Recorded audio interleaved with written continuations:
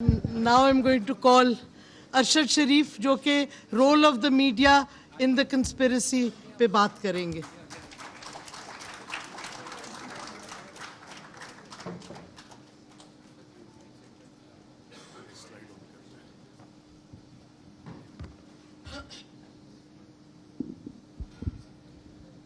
Former Prime Minister Imran Khan, former federal ministers اور حاضرین السلام علیکم. آج ٹاپک تو یہ بہت بڑا ہے اور انٹرنیشنلی اس پہ کتابیں بھی کافی لکھی گئی ہیں, اسکالرلی آرٹیکلز بھی ہیں, ریسرچ پیپرز بھی ہیں, بٹ انفارچونیٹلی اس ایشو پہ پاکستان میں اکیڈیمیا نے اتنا زیادہ کام نہیں کیا. اس لیے میں آج آپ کے ساتھ میڈیا نے اس کو کیسے کانسپریسی رجیم چینج کی, اس کو ڈیل کیسے کیا, میڈیا نیریٹیوز کیسے بنے, وہ تھوڑی ڈیٹیل میں جاؤں گا اور اس کا تھوڑا سا آپ کو اسپیکٹس بتاؤں گا لارجر اسٹریٹجک لیول پہ. لیکن میں یہ پوسٹر دیکھ رہا تھا رجیم چینج کانسپریسی, تو مجھے پتہ لگا کہ یہ بھی راشد نے یہ پینافیکس بنایا ہے. تو راشد کافی اچھے کام کرتا ہے, میں خیال پی ٹی آئی میں, تو میں رجیم چینج پاکستان کو جب ہم دیکھتے ہیں تو اس کے دو انٹرنل تو decision one state to abandon bargaining with اندر and remove the target state's leader. P T I کی حکومت میں جب ہم یہ دیکھتے ہیں تو ہم خبریں دیکھ رہے تھے, میڈیا میں آ رہی ہیں کہ جی جو بائیڈن جو ہے وہ کال نہیں کر رہا, فارن آفس کا رابطہ ہو رہا ہے, پاکستان کے minister Shah Mahmood Qureshi, U S national security adviser Anthony Blinken سے فارن آفس نے رابطے کی کوشش کی, نہیں ہوا.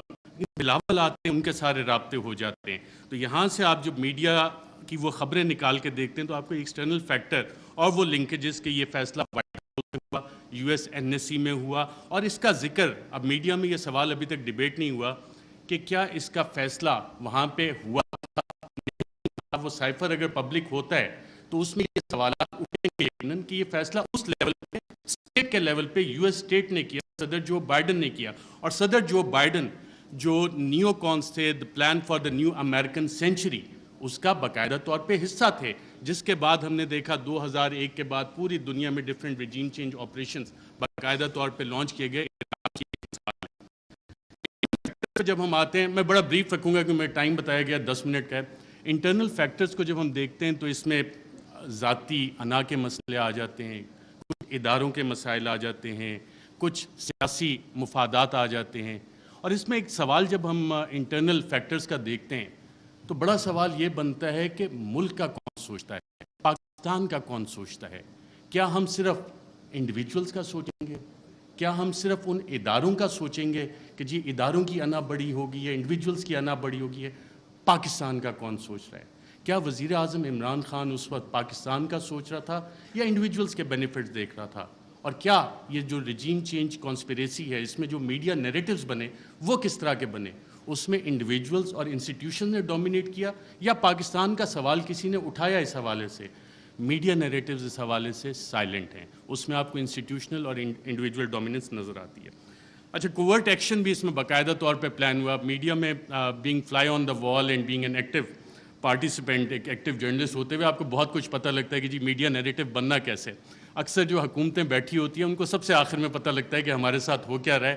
میڈیا کو پہلے پتہ لگ جانا شروع ہو جاتا ہے, کیونکہ کوورٹ ایکشن میڈیا نے پبلک اوپینین شیپ کرنا ہوتا ہے, پاپولیشن کو بتانا ہوتا ہے کہ جناب یہ حکومت کے ساتھ مسائل ہیں, اور وہ کہانیاں شروع ہو جاتی ہیں, اور یہ ڈاکومنٹڈ ہے اس سارے کیس میں بھی.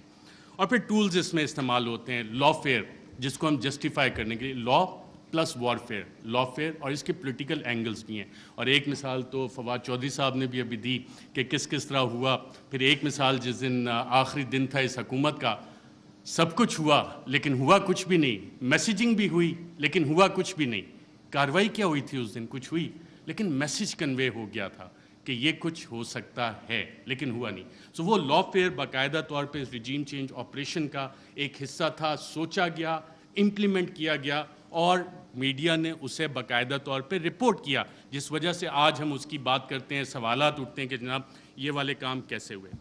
صدر مملکت doctor Arif Alvi, supreme commander of the arm forces, head of the state representing unity of the republic, انہوں نے اپنے خط میں ذکر کیا ہے کہ 1951 سے شروع ہوتا ہے. لیاقت علی خان کی اسیسینیشن, ذوالفقار علی بھٹو کا بھی ذکر کرتے ہیں, پھر اس وقت پرائم منسٹر عمران خان کی حکومت کو جو نکالا گیا. Smoking gun in the hand of a conspirator, کہ ایک سازشی کے ہاتھ میں دھواں دیتی ہوئی بندوق وہ ڈھونڈنی ہے, اس کے لیے کمیشن بنانا ہے.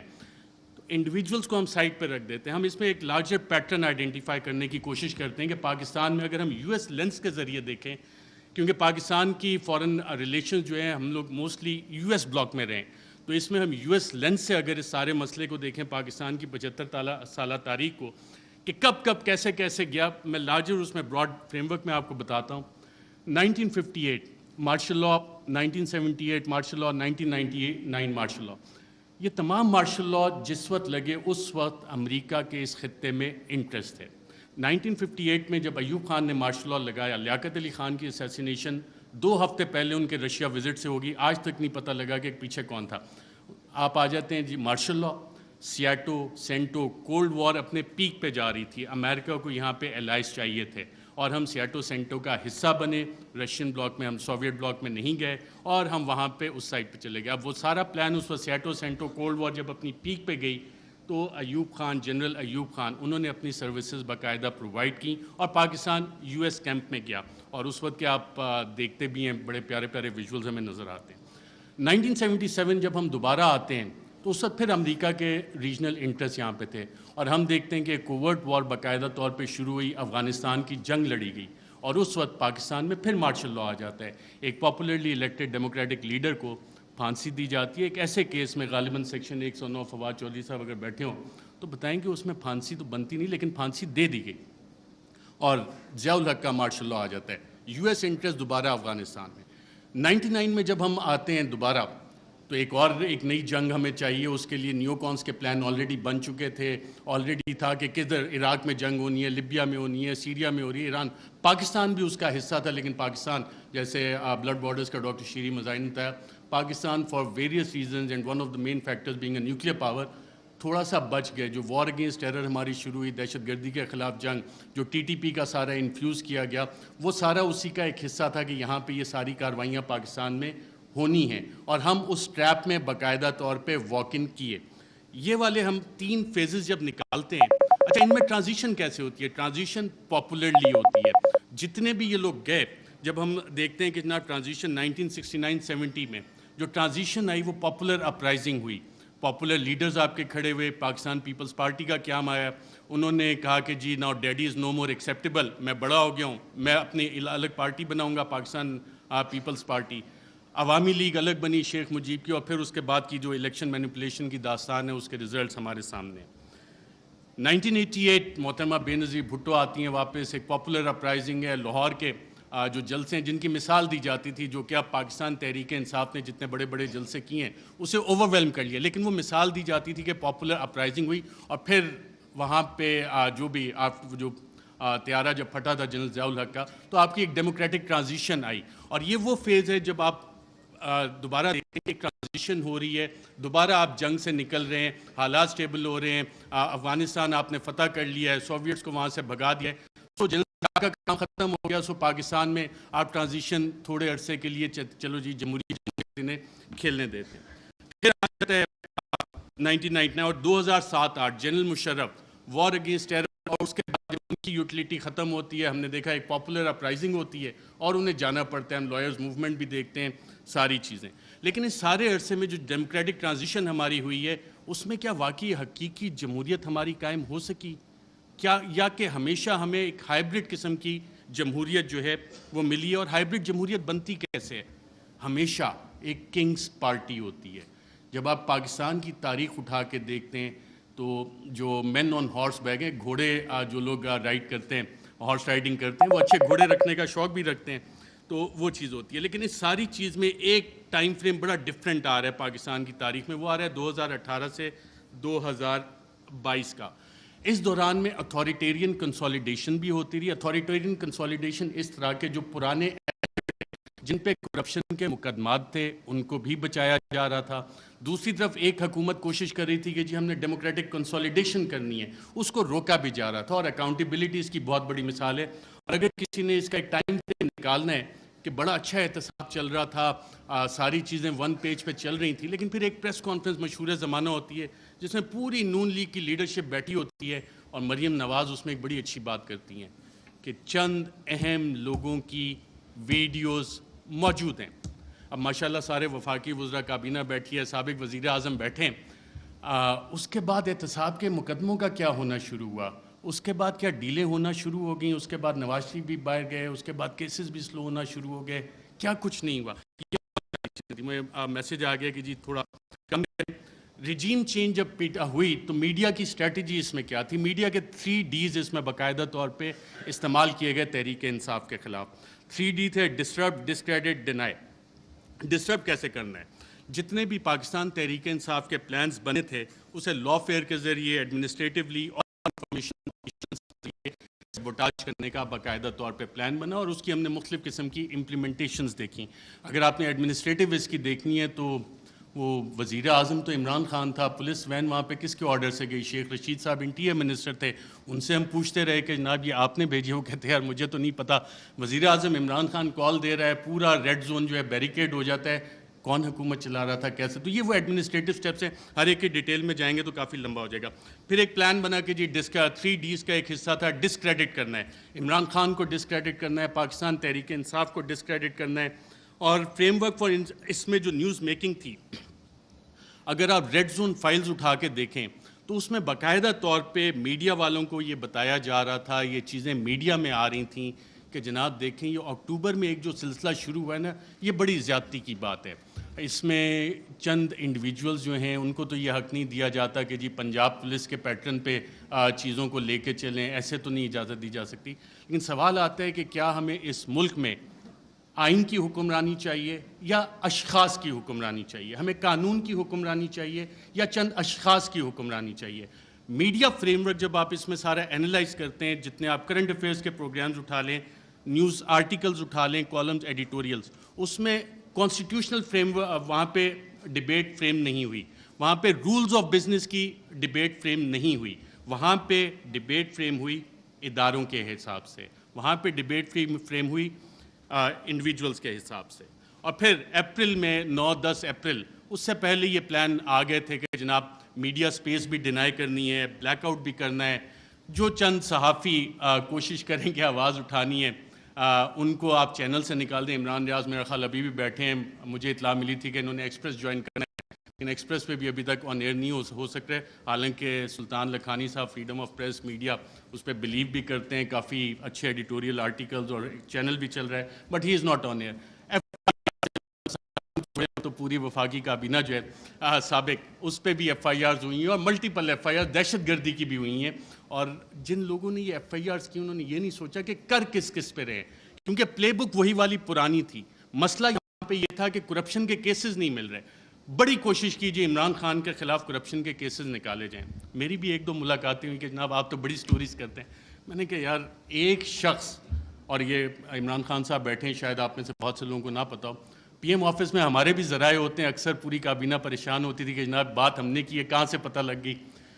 وہ شخص جو پانی کی آدھی بوتل بھی ضائع نہیں ہونے دیتا بطور وزیر اعظم کہ یار یہ آدھی پانی کی بوتل میں نے ابھی رکھی, کیوں اٹھا کے لے گئے, وہ کرپشن کرے گا. میں نے سمجھائی لوگوں کو یہ بات, لیکن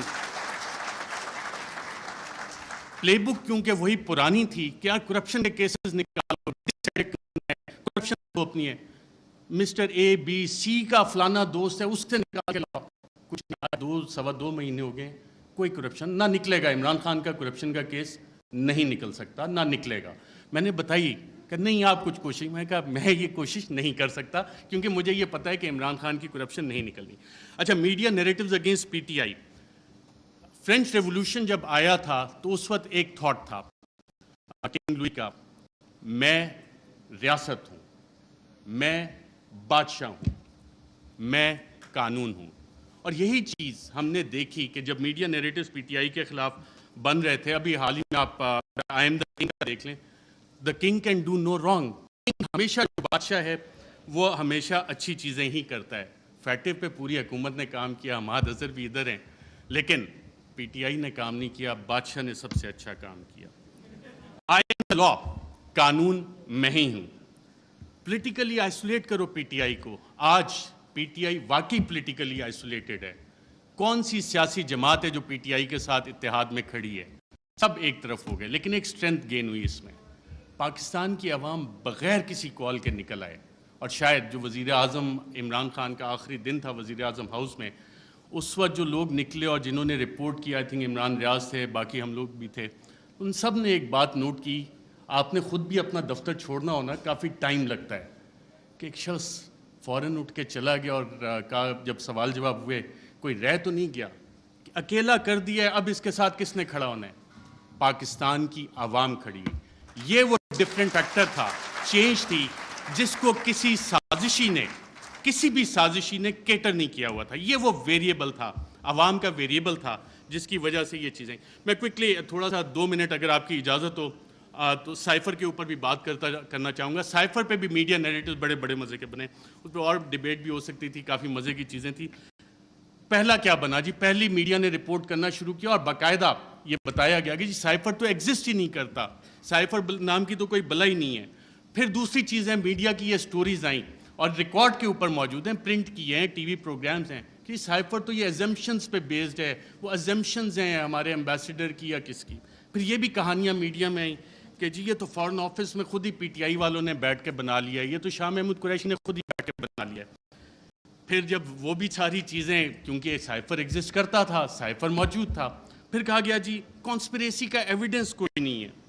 اچھا، پھر عمران خان بطور وزیر اعظم بھی میرا خیال وہ کرکٹ کھیل رہے تھے، اور جب انہوں نے کہا تھا کہ مینٹلی میں اسٹرانگ ہوں، تو بہت سے لوگوں نے انڈر ایسٹیمیٹ کیا۔ انہوں نے کابینہ کی بھی کمیٹی بلائی، کابینہ کی اسپیشل کمیٹی غالباً 30 مارچ کو ہوئی۔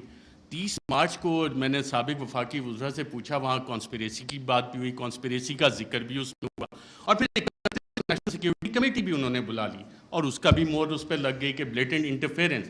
اور اس کے آخری پیراگراف میں ایک لفظ لکھا ہوا ہے کہ جو 31 کو نیشنل سیکیورٹی کمیٹی کی میٹنگ ہوئی، اس نے 30 مارچ کے جو منٹس اسپیشل کیبنٹ کے ہیں ان کو ریٹیفائی کیا۔ اب 30 مارچ کو آپ سب وفاقی وزراء جو اس میں بیٹھے تھے، اس وقت کے وزیر اعظم اس میں بیٹھے تھے، ان سب نے اور سازش کا لفظ اس میٹنگ میں ذکر کیا۔ مجھے بتایا ہے، آپ سبھی یہاں پہ بیٹھے ہیں، اگر کسی نے کانٹراڈکٹ کرنا ہے تو سابق وزیر اعظم خود بیٹھے ہیں، وہ کر سکتے ہیں کہ 30 مارچ کو جو اسپیشل کیبنٹ میٹنگ تھی اس میں سازش کا ذکر ہے، بالکل سازش کا، میں ایز اے جرنلسٹ کلیم کر رہا ہوں۔ پھر یہ کہا گیا کہ جی وہ انٹیلیجنس ہم نے خود ہی کر لی، اور انٹیلیجنس کی بیسس پہ آبویسلی اس پہ سوال اٹھے کہ انٹیلیجنس، ہمارے انٹیلیجنس کے ادارے بہت اچھا کام کرتے ہیں، دہشت گردی کے خلاف بہت اچھا کرتے ہیں، پاکستان کی سیکیورٹی کے لیے بہت اچھا کام کرتے ہیں، لیکن مسئلہ یہاں پہ آتا ہے کہ جب انہیں ڈریگ کیا جائے سیاسی معاملات میں اور یہ کہا جائے کہ جی انویسٹیگیشن ہوئی، کون سی انویسٹیگیشنز، یہ سوال ہے۔ اب رجیم چینج میں انٹیلیجنس کا ایک بنیادی کردار ہوتا ہے، انٹیلیجنس انفارمیشن کا بنیادی کردار ہوتا ہے۔ اگر آپ اگلی سلائیڈ کریں تو Colin Powell, U S secretary of state, U N security council میں انٹیلیجنس انفارمیشن کی بیس پہ انہوں نے کہا جی یہاں پہ یہ والے ویپنز عراق میں موجود ہیں، یہ کیمیکل ویپنز ہیں، یہ نیوکلیئر ویپنز وہاں پہ وہ بنا رہے ہیں۔ عراق وار ختم ہو گئی، عراق تباہ ہو گیا۔ یہ اس انٹیلیجنس انفارمیشن کی اوقات تھی، ویلیو تھی، جو آج تک نہیں ملی۔ میں ایک اور آپ کو افغانستان سے ریلیٹڈ انٹیلیجنس انفارمیشن دیتا ہوں، انٹیلیجنس ڈس انفارمیشن، کہ اسامہ بن لادن کے پاس نیوکلیئر ویپن ہے۔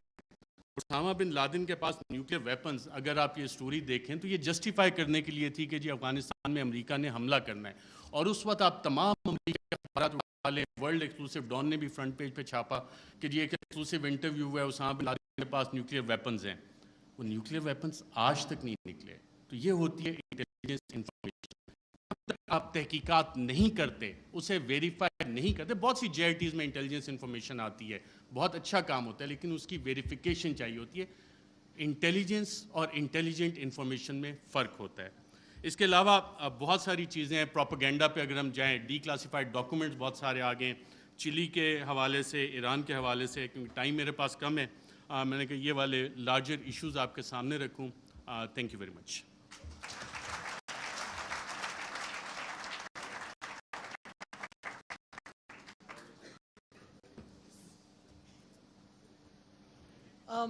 شوکت ترین صاحب